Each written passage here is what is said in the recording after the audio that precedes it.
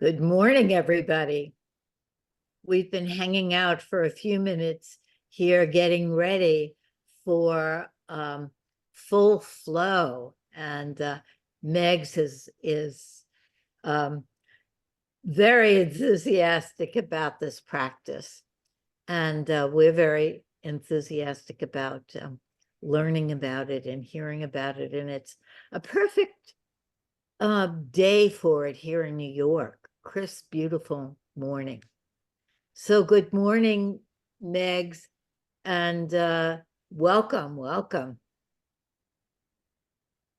Maybe say a couple of words about yourself to begin with.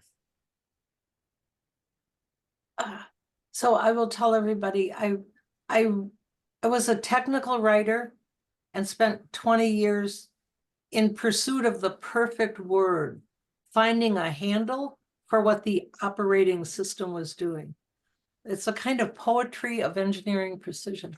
So I wrote manuals for 20 years. I did stand-up comedy in Boston for about 3 years. I wrote jokes and coached public speakers and comedians as part of a workshop or as a one-on-one for years.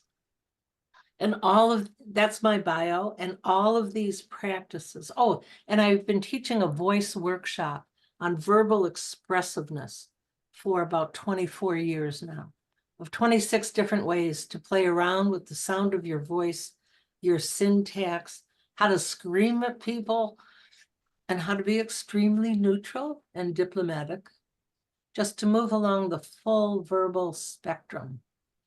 And all of these practices, work, paid, non-paid, have gone into my learning what I'm going to talk about this morning. So first I'm going to read the actual a little printed paragraph that you got from Lynn in the description of this morning, and then we'll move into the practices.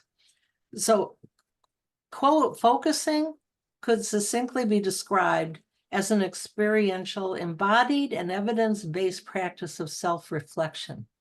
And when speaking of whole body focusing, McEvenue remarks include, quote, getting a sense of all of my body at the same time, and, quote, the body becomes more aware of itself, unquote.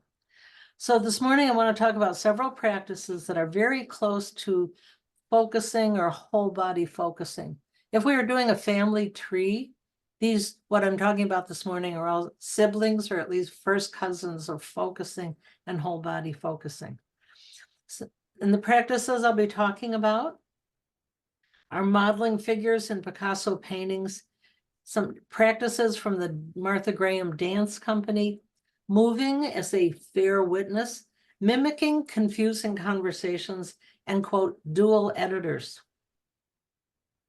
And these practices all help integrate spontaneous movement, verbal expressiveness, and awareness of emerging felt senses, your visceral self. Oh, by the way, of course, focusing for most of us, most of the time, means sitting quietly and allowing the felt sense to emerge, to become aware. Now, the 6 practices I'm going to talk about this morning all involve moving the body and embodying your own reactions. And I think of it, all of these practices, like trying to find the right word, but as you're moving, I feel it's like following a very bright spark through a dense forest, but you pay attention, and your viscera guides you on this mad dash through the forest after the spark. So first practice, full flow. You'll find it nowhere. I made up the term full flow. By the way, I was telling everyone, Lynn and Katerina this morning, I was so proud. I thought I made up full flow. What a genius. And then I discovered full flow is a practice that is invented again and again and again in everything from Freud's psychoanalysis free association to inventors talking out loud to themselves, describing what they're doing. So I didn't get to be as proud as I wanted to be. So full practice flow is the first practice I want us to look at.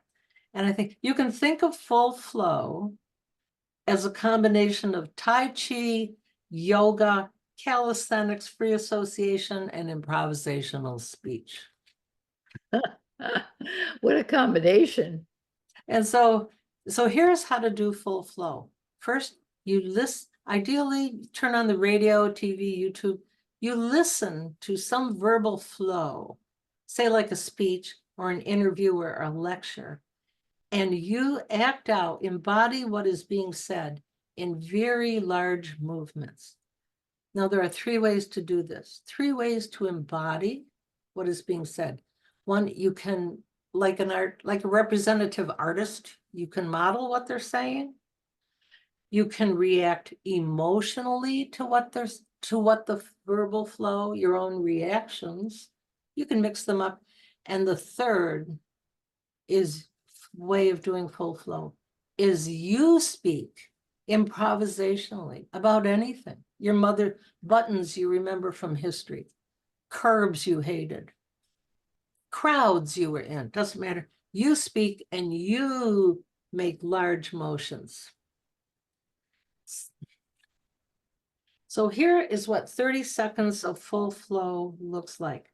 Now I've asked Lynn to do a 30-second monologue. Okay, Lynn, anything you want to talk about? I've made a vow, an important vow this morning, every morning to go out into the street at 7 a.m. and to get coffee at the French bakery that has wonderful little seats overlooking the trees, and I can sit there with my croissant and my iced cappuccino, and I can watch all of the people walking their dogs. Okay, thank you, Lynn. So you'll see full flow looks, you want to pull down the shades, you want to be alone because you don't want any feeling of self-consciousness. And I will show you the third way for 10 seconds. Somebody give me a subject. Lynn, name a subject. Topic, anything, I don't care. Subways. Oh my gosh. I remember as a kid on the Chicago subway. Whoa. And I was always mystified by those straps. There was something very medieval about those giant leather straps coming down. So that's what full flow looks like.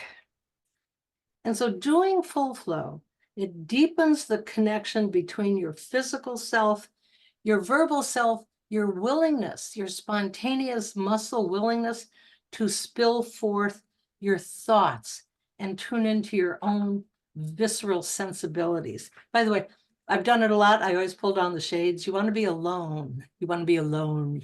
You want no self-consciousness. Okay, the second practice I want to consider comes from the Martha Graham Dance Company. They used it as a warm-up. Someone would read a text, a poem, a play, music, or the dancers themselves could just move improvisationally. They did this to warm up, to experiment, to extend themselves in their movement. And also many opera companies use this practice.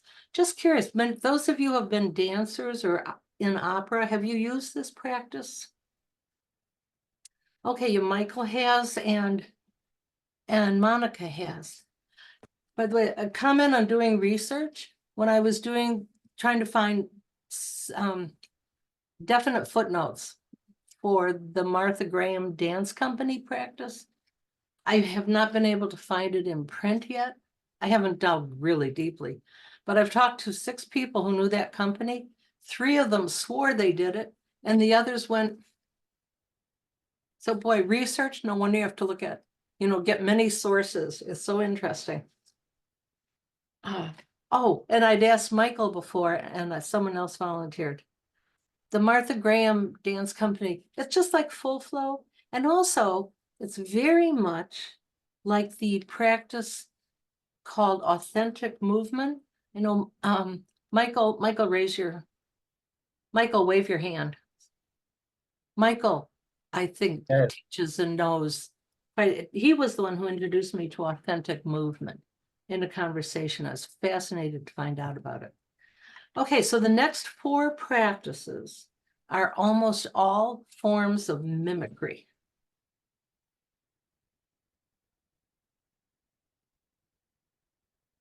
Okay, I want to call the next practice, let's call it experiencing Picasso. We're going to screen share 7 Picasso paintings.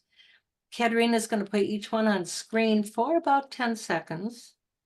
And I would like you to mimic the figure in the painting, especially the arms and the hands and the fingers. And notice what your body is telling you about the figure in the emotion. There's no instruction during this. Katerina is just going to show us each slide for about 10 seconds and try to model it and play with your own mimicry. Mimic what Picasso painted.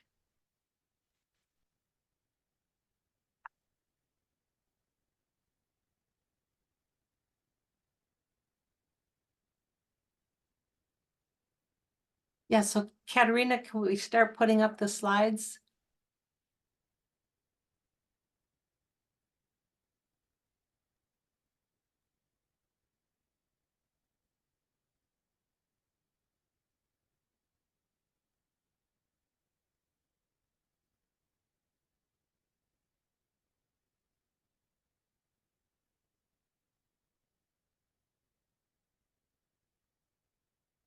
Ooh.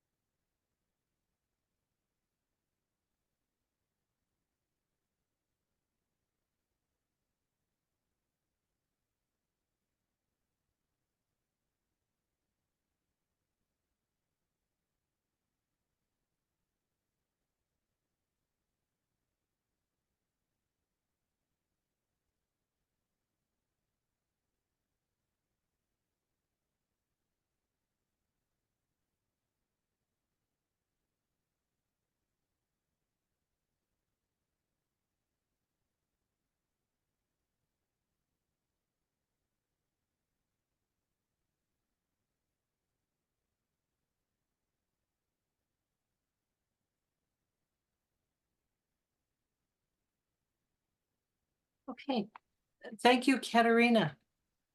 I want to say the universe forced me to go through a 7-room exhibit of Picasso in an hour. And just because I've been working a lot with body movement, I just stepped in front of every portrait. And on a scale of like an inch to a foot, I started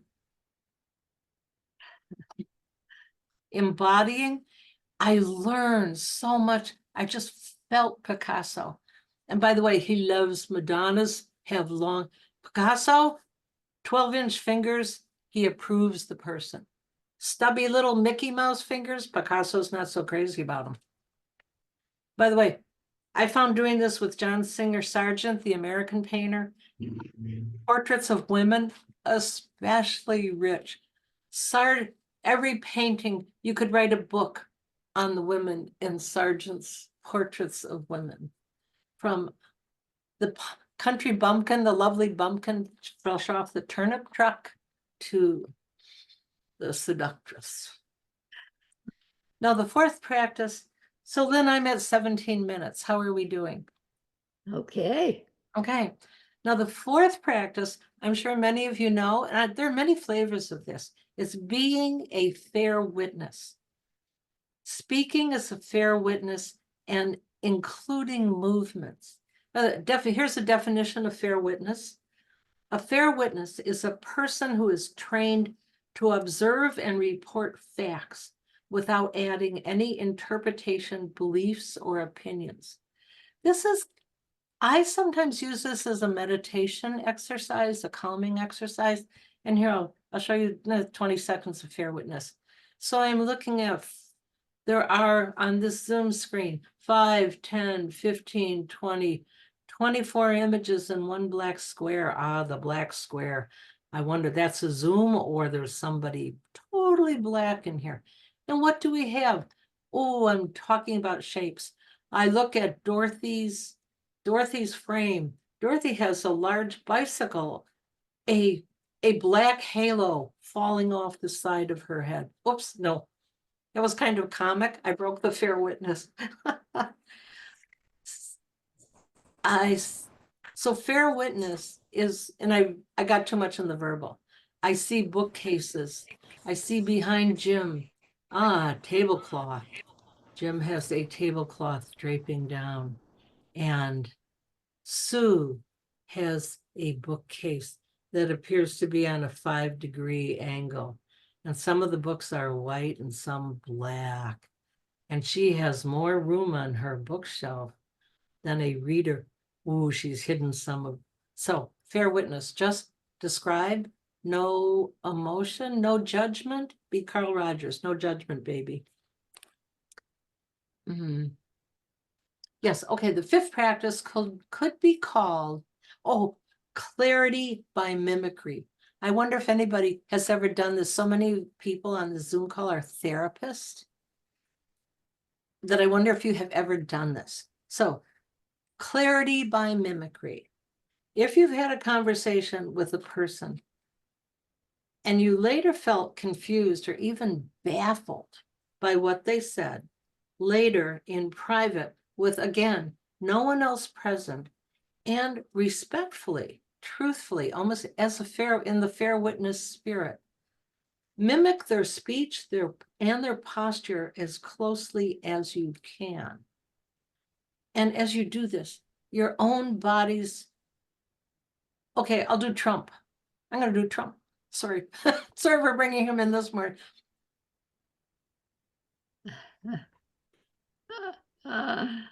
You to mimic, that's a practice,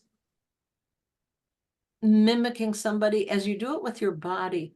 I know there are a set of lawyers who go to court together, and one listens very carefully to the words and the other just sits there and mimics the witness on a scale of like 1 inch to a foot. And his body informs him when the witness on the stand is lying, holding something back, it informs him. The body knows, and the body will come and tell you.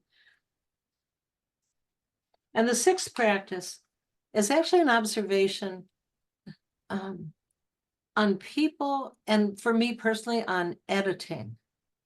And perhaps too, I think, on writing.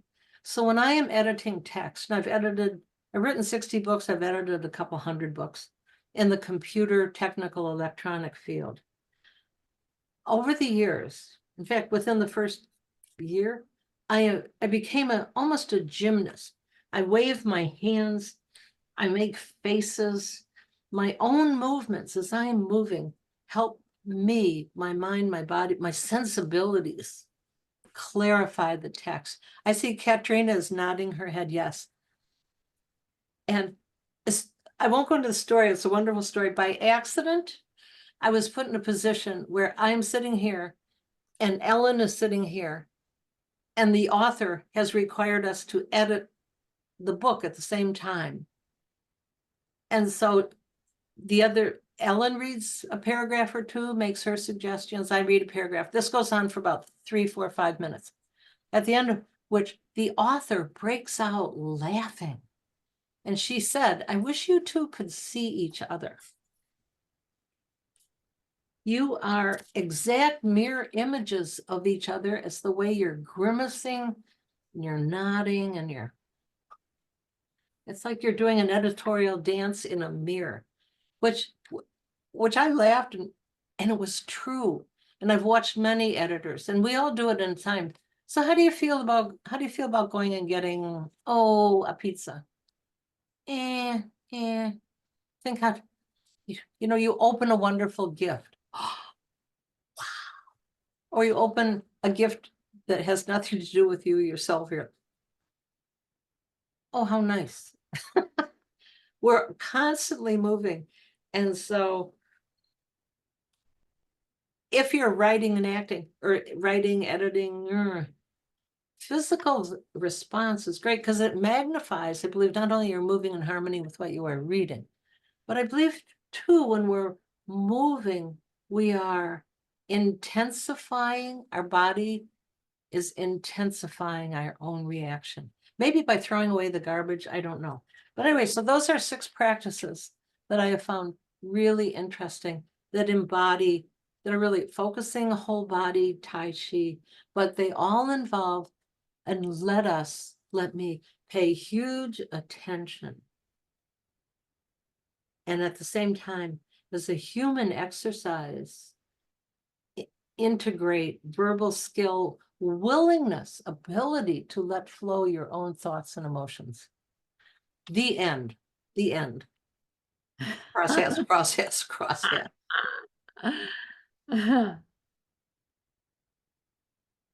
So thank you for listening. It's been great fun putting this together. I've never talked about all of it. I talk about these often, but not all together. So it was great fun.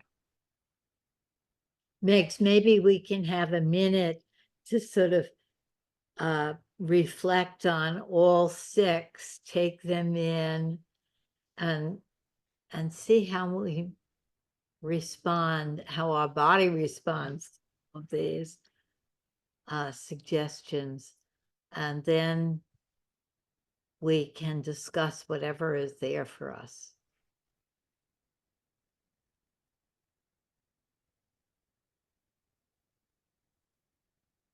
We've had a taste of a world here, a world of mimicry, a world of expressiveness, a world of uninhibited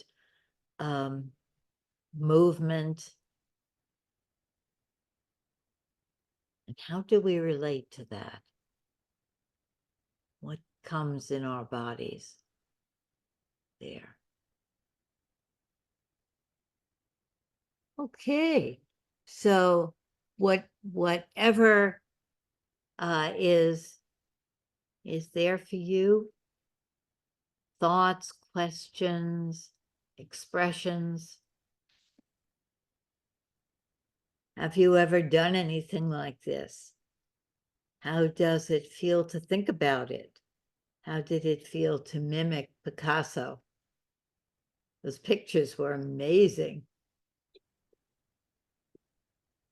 Oh, I see. Liz Baring has her hand up.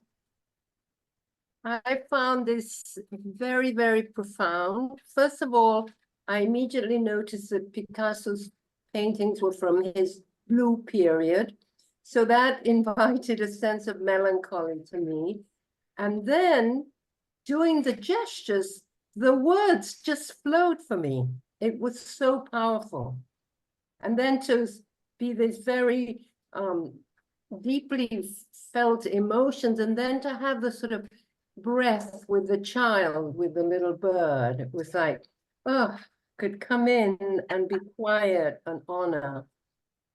And then a leap to Cézanne, so mental, and I hate to use the word, but masculine, and none of that sensitivity that I felt with the sort of melancholy. And I felt Picasso's empathy towards the people that he was painting. Yeah. So I had a wonderful, I lived a million lives, and thank you. It was so enriching. Thank you, Liz.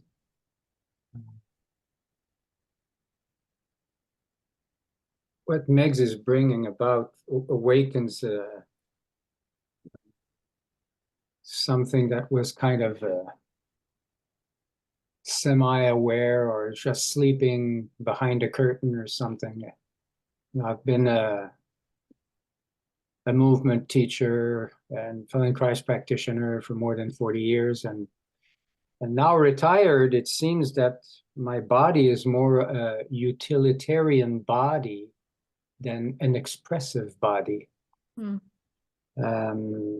It's like if the active movements that you were showing, Meigs, seem to be kind of a background awareness. It's not in the foreground. It's not something that's embodied consciously. You know, it's like a faculty that I have that I'm not using anymore. It's like an old tool that I used to use, but now I use something else, which is mainly nothing. It's just the body is not embodied. It's not used. It's not active. It's not alive as much as it was once before, where I was moving like 5-6 hours a day every day by myself with other people, dancing, moving, improvising, doing improvisation all the time.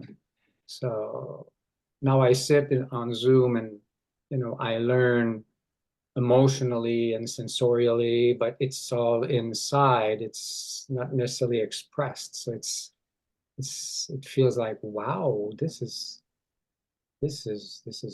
real. This is part of life, which I've kind of, for whatever reason, seems to be rekindling right now and feels very exciting. So I need to share that. Oh, I think Dorothy has her hand up. Yes, Michaela, I totally related to what you said, being an older person and working less.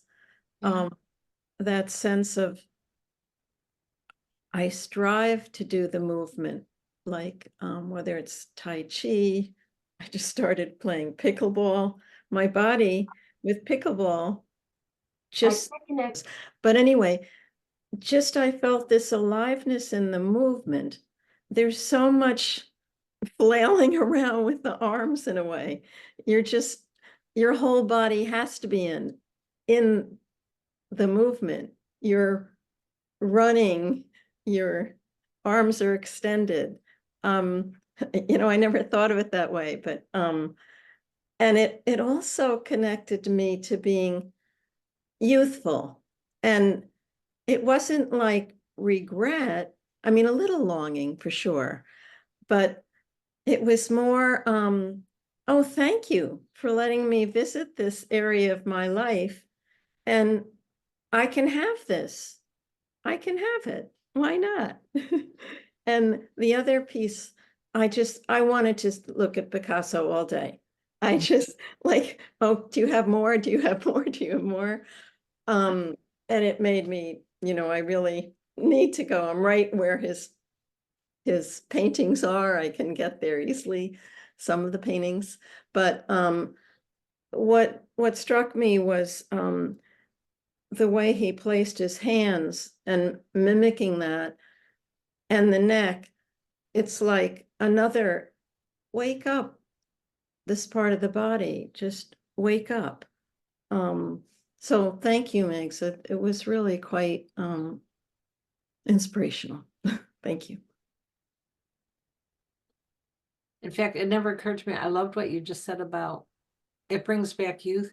One of the things the exercises were valuable to me is I think if you're Western literate, if you're a booky, logical person, we are all in our schools encouraged to all behave like Spartans or little baby Prussians. Don't wave your hands when you talk. How many people were told that as children? It's a very Austrian. So Dorothy, I thought I hadn't appreciated how much, yes, kids move so much in everything. And as an adult, our culture takes all those movement dials and turns them down, which of course turns down the viscera, our own reaction. So yeah, that was neat. Yeah, it's like being a kiddish, yeah, youth. Susan, I think Susan is wanting to say something. Thank you. I just want to echo the thing about youth, because I've had the whole time a feeling of childhood and of school that came kind of as the opposite.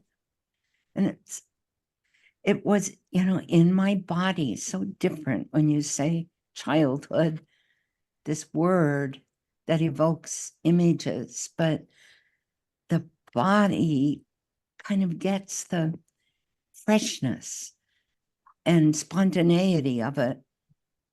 It's like a smidgen comes back. So that was lovely.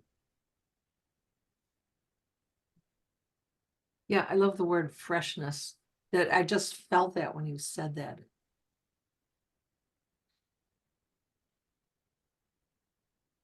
In fact, one of the things I found when I first started 2 years into focusing, I realized for me, focusing, we all know focusing, but for me, reading poetry is like reverse focusing in reverse. Focusing gives you the handle, and poetry is a handle that gives you, if you're reading deeply in something that moves you, it's the felt sense. It works both ways.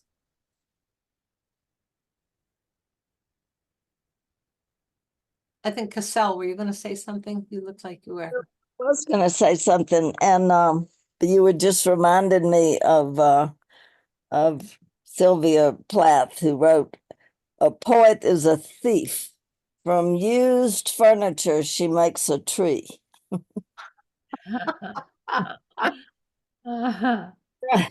That's not what I was going to say. What I was going to say is I need a lot more time with all of this. I mean, it sounds wonderful, but why can't we do it all together? Did that make sense? Well, open it, start a Zoom and invite people in. Let's do that. And I have a question. Do you know the work of Felicitas Goodman? No. Oh my goodness. She went around and she would take the postures of statues, and she studied, she was an anthropologist. I'll send you some links and things. I'll put it in the thing, but it's utterly fascinating. She would take postures of statues to see what they were saying, and also, but she also did a lot more. But thank you. This is wonderful and inspiring, and I can't wait to do more. I'm gonna put my, in fact, I'm gonna put my email in my little frame window. And if anyone wants to send other things that relevant that you think are useful, like Cassell just said, yeah, please send them to me. I was thrilled to discover Michael told me about authentic movement, and I had not heard of it, which surprised me, but I'm always surprised when I'm interested in something and I haven't heard. How's that for arrogance? Not an authentic movement, but you need a group. We need to do that. I'm excited that people are interested because I feel like I've lost the connections of people who like doing these kinds of things. Well, optimally, authentic movement we can explore in groups, but it can be done by ourselves, like we can self-focus. We just close our eyes and move. I'm sick of doing things by myself though, because Okay, I get it. But, when there's no one, there's only Zoom, we say, okay. you always have the client's client, huh? Right. I wonder how it would be if in our breakout rooms, we just stood and moved for 5 minutes and then talked about the experience in the small groups. How does that sound, Meigs? Yes. Well, both partners can try to imitate the other one at the same time, Oh, that's so much. which is very interesting because if I'm doing something, someone else trying to do the same thing, but I'm trying to do the same thing that they're doing, which is the same thing that I'm doing. So at one point it becomes really intriguing. Yeah, it sounds like a good practice for therapists, but for all of us. So then we would be in partners rather than triads. Although we could have one person as the witness, and then each take turns. Well, because Lynn, since you could also have one person trying to mimic the relationship. Yes. That might be it. We'll put that one off for next year. Everybody's in flow when we do that. That would be nice. Or three people trying to imitate one another. Okay. Oh, Why don't we try that? oh, I've never seen that. people. How wonderful. Yeah. Body problem. That's the 3-body problem. So are we ready to try that? And then we'll come back and we'll have more of a discussion afterwards. So maybe you would move for 5 minutes and then talk about it. And then move again for 5 minutes and then talk about it. How does that sound? Sure. So can the groups or dyads choose what they're going to do? Can we do that? Sure, absolutely. So we'll return in 20 minutes and talk about the experience, whatever experience we've had there. Okay? Do you want to be in a room, Meigs? Yes, I would. Okay. Have fun and see you in 20 minutes at 20 after 9. Welcome back, everybody. How was your experimentation? Well, we need another hour to talk about that. Oh, well, we have 15 minutes. Pretty awesome. Why don't you begin, Machiel? Tell us what it was like for you. Well, we started, we were sitting down and we're wondering how to start. And then Margaret just said to just stand up. And as soon as we did that, we started to move nonstop. We did talk maybe 1 minute at the end. Oh, We were, well, I won't rob the kind of distinction that was described in the way we were moving, but I'll let the other partners to share it if they want. Monica had a nice image about it. Anyway, so pretty exciting, pretty playful and fun. Oh, nice. Very nice. I just wanted to add that one of the features of Zoom is if you're in gallery view, you also get to see yourself, who becomes another person in the room. Oh, that's very interesting. That's true. Mm. Yeah. Mm. Mm. So in talking about the therapist being part of the partnership and also being able to stand back and observe it, Sukharov talks about watching the dance while dancing. And that's what we can do here, right? We can be part of the dance and also watch it.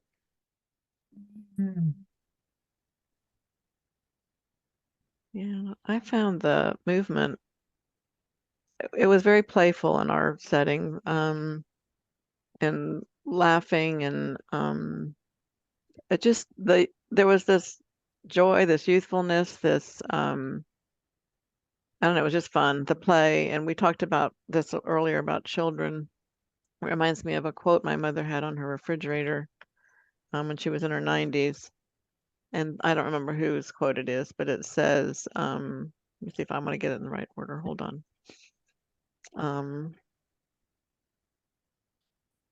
We don't stop playing because we grow old. We grow old because we stop playing. Yes, absolutely true. Anyway, this has been fun. Thank you, Meigs.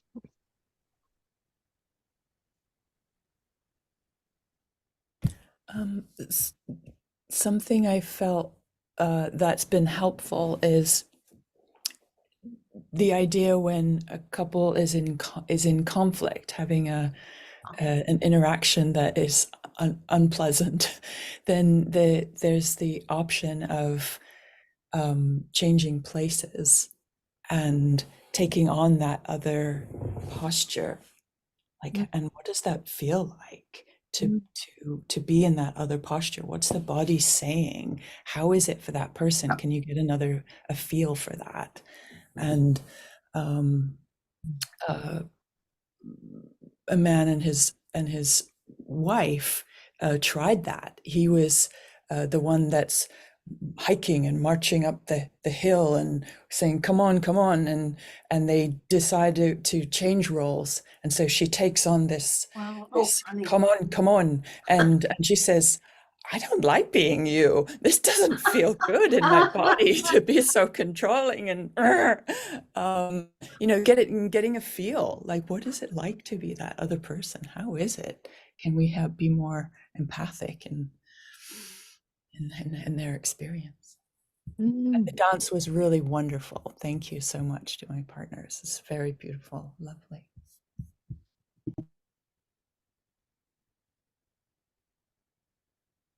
I don't know.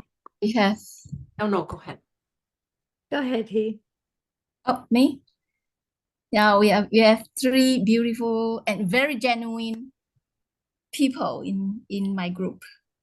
Three of us. We are very authentic and very genuine. So we started with some ideas on how do we want to play in the room, and then we started with mimicry, the other person's facial expressions, and then we go on with some foreign language and also aliens language. Okay. Let the other persons, play out and express what is being spoken. I think that is fun. And my biggest takeaway is,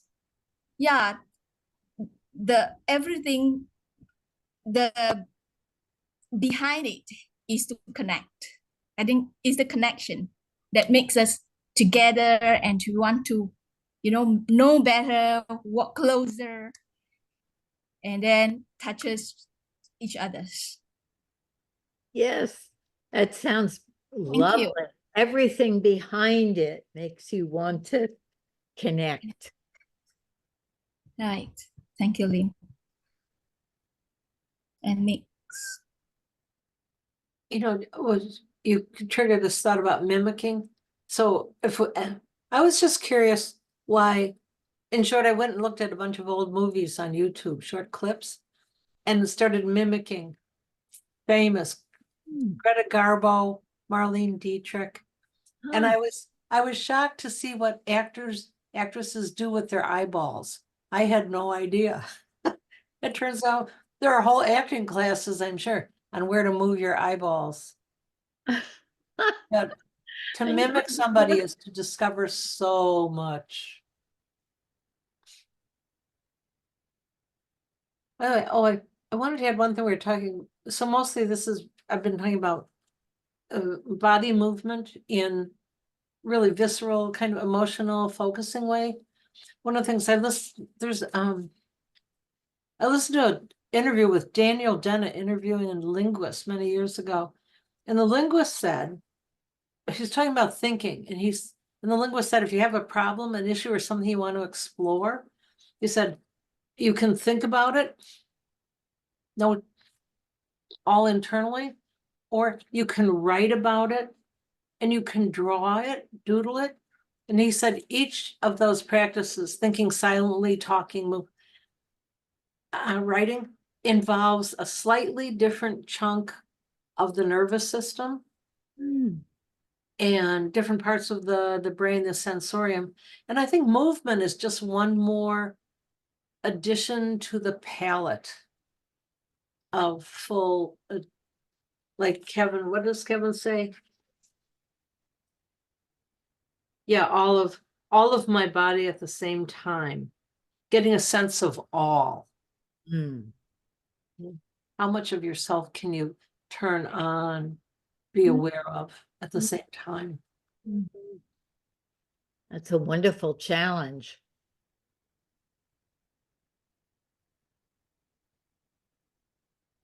And of course, the work of Goffman, who's the man who studies people in nanosecond, Mr. Eyeball roll.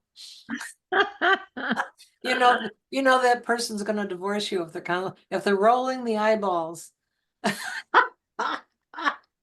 I'm laughing because Sal's so if somebody, when we're in harmony, in fact, one of the great points of how all this is so true is to get in the front row and watch a movie audience. Oh, that's a good idea. The whole audience is performing the same choreography, unless, of course, it's someone who doesn't like the movie. But really, an audience can be a choreography of 800 people are in that chorus. It's very intriguing. Sartre had an interesting word for that I just learned yesterday called serial alterity, which is everyone is having the same experience, but they're alone. Say that, serial alterity. It has to do with the loneliness that, of it looks like you're having an experience with other people, but it's serial experiences. You're not engaged with any of the other people. You're all engaged with TV or movie theater or something, some object. Has anyone seen the Rocky Horror Picture Show? In a movie theater, participating in it, throwing rice and toasts and having a totally insane experience. You make me think of the wave in a football stadium where 50, 80,000 people are, and they feel good about it because it's, so it's interesting. When does the the unified movement, there is a togetherness that can emerge. I think maybe like church, people are singing together, chorus. I love British bars. I've been in British bars in London where enough beers, people start singing together at 11 p.m. Doesn't happen in American bars. We just get drunk and opine on football teams. Do a much better job. Yeah, that singing together, because often people when they're singing together are looking at each other. Then you get closer. Mm. Then you start to engage. It would be interesting on Zoom for us to sing together, but be muted because of course you can't, the sounds will collide. But it would be interesting to have the music and then all of us sing together muted and then just watch how it is to be with people singing. Wow. I'm interested in this serial alterity, Cassell. If I understood it right, like you could be in a group and go from person to person and not really connect. I'm interested in that. And then the relationship to loneliness. Why don't you connect? What's going on there? I'm just curious. Well, I only learned the term yesterday. I'm not an authority on it, but my friend who writes a lot about Sartre said that's what he called it when, like, if everybody's watching the same television program. So Katerina's posting something. That they're all having the same experience, sort of. I mean, they're all watching the same program or the same speaker or the same leader or the same, they're having somewhat the same experience, but they're not having it together. So that's why it's lonely, because you're not in shared space, really. Okay, thanks.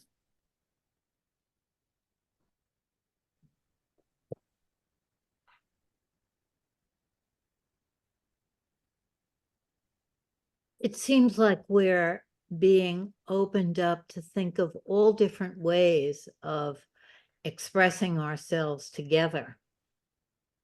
And different modalities are natural to different people, but we're sort of expanding our range here of modalities and ways of being together.